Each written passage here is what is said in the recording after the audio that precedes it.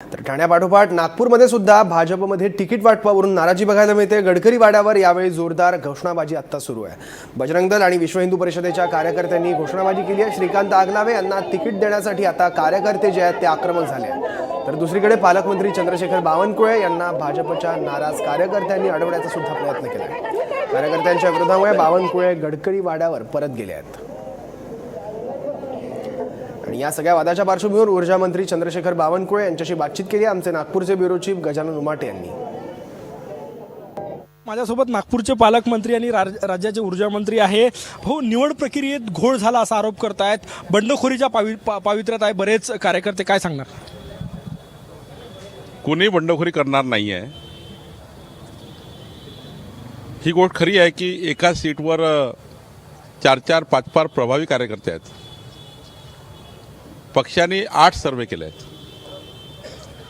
आणि जेव्हा 4-4 प्रभावी कार्यकर्ते एका सीटवर असतात तर प्रत्येकाला असं वाटतं मी मेरिटवर आहे।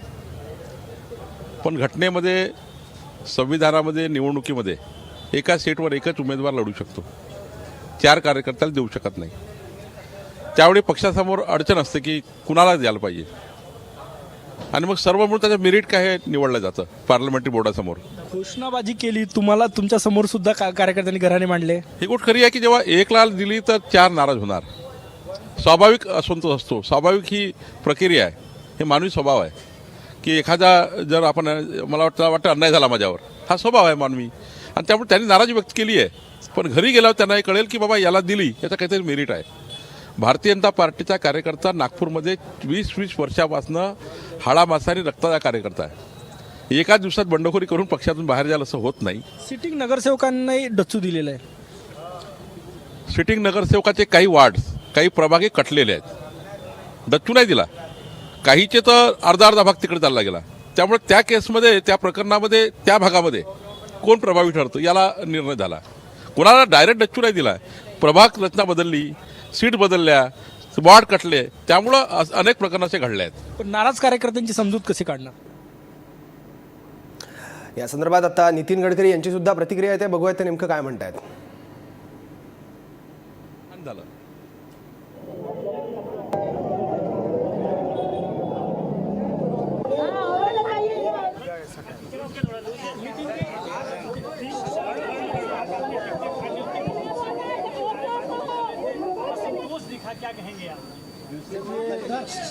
एक तो बात ये बिल्कुल सही है कि हमारे यहाँ 3,000 साढ़े 3,000 लोगों ने अप्लाई किया था और उसमें से हम मुश्किल से एक 3-4% लोगों को भी टिकट दे सकते थे। तो स्वाभाविक रूप से जो टिकट न मिलने के कारण कुछ बहुत लोग नाराज़ भी होते हैं और हमारे पार्टी में हमने 2 दिन बैठकर सब पार्टी के अध्यक्ष मंडल के, विधानसभा के सब एमएलए और एवं मुख्यमंत्री जी बैठकर हमने एक सीट पर विचार किया। मुख्यमंत्री जी ने भी सबके साथ रात भर बैठ के विचार किया, उन्होंने फिर मुझे सब बताया, फिर मैंने बैठकर सब किया और उस आम सहमति से हमने पूरी तरह से निर्णय किए। और थोड़ा बहुत लोग नाराज़ हुए पर सब मुझे मिलकर गए और मेरा विश्वास है कि कोई बंडखोरी नहीं करेगा और सब लोग पार्टी के लिए काम करेंगे। और नागपुर शहर और ज़िले की भारतीय जनता पार्टी ऐसी है कि जो वेल डिसिप्लिन पार्टी है। अगर यही दूसरे पार्टी में रहता तो आज तक और बहुत सी बातें होती, क्योंकि 3,000 लोगों ने, क्योंकि हम लोग चुनकर आने वाले हैं, इसलिए नए नए लोग, अलग अलग पार्टी के लोग हमारे साथ आए और सबकी अपेक्षा थी कि पार्टी हमको टिकट दे। मुझे लगता नहीं अभी इसमें कोई अड़चन आएगी। हमारे सभी एमएलएज, हमारे पालक मंत्री, मुख्यमंत्री, मैं एक सीट को बैठकर कार्यकर्ताओं की बात सुनकर, और किसी के मर्जी से नहीं हुआ। मेरे भी मन में जो टिकट थे वो भी कट गए, देवेंद्र जी के मन में थे वो भी कट गए, पालक मंत्री के मन में थे वो भी कट गए और एमएलए के मन में थे वो भी टिकट कट गए। तो कई खुशी कई गम है, तो सबको थोड़ा बहुत है, पर जो है वो पार्टी के हित में हुआ, इसकी सब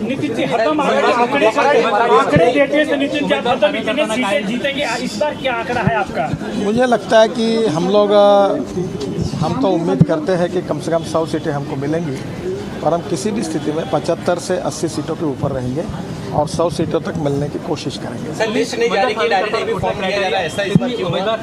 लिस्ट नहीं जारी की, डायरेक्ट एबी फॉर्म दिया। सर, अभी लिस्ट जाहिर करके मीडिया में जाकर दूसरे दिन आने के बजाय हमने लिस्ट अभी तक मैं बैठा था।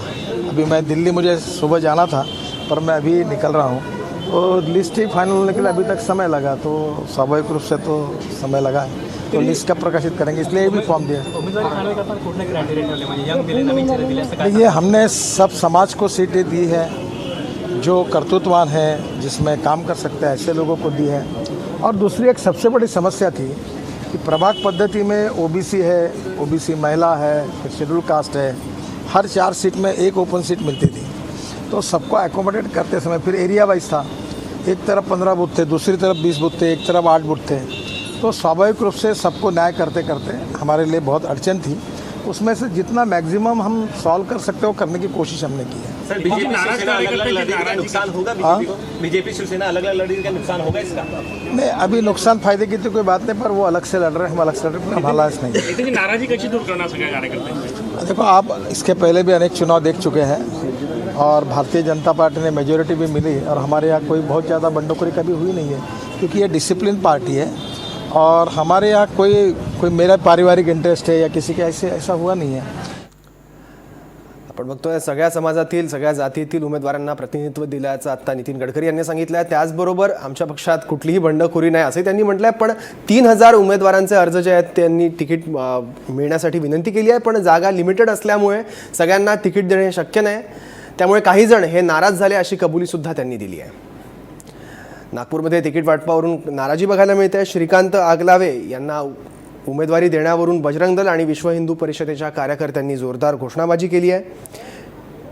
श्रीकांत आगलावे यांना तिकीट देण्यासाठी त्यांचे कार्यकर्ते सुद्धा आक्रमक झाले आहेत। गेल्या 2 दिवसांपासून गडकरी वाड्यावर मुख्यमंत्री देवेंद्र फडणवीस आणि केंद्रीय मंत्री नितीन गडकरी यांच्यात तिकीट वाटपासंदर्भात चर्चा सुरू होती। काल सुद्धा एकूण 3 बैठका आतापर्यंत झाल्या आहेत आणि त्यानंतर अखेर आज यादी फायनल झाल्याचं बोललं जात आहे।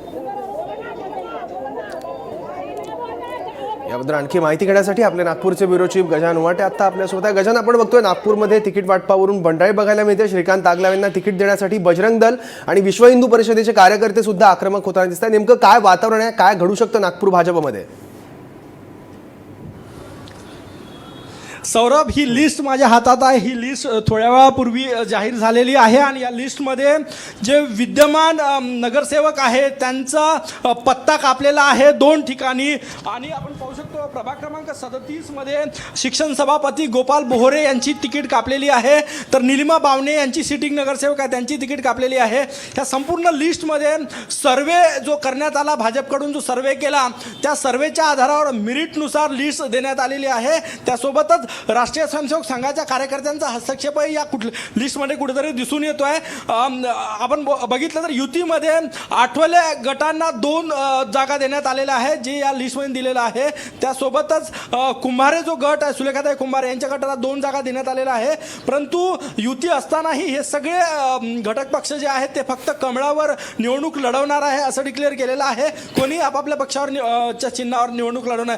प्रचंड गोंधळ या ठिकाणी झाला। आतापर्यंत काही वेळापूर्वी केंद्रीय मंत्री नितीन गडकरी यांना महिलांनी जो आहे तो विचारणा केली की आमची तिकीट का कापली, घेराव करण्याचा प्रयत्न केला।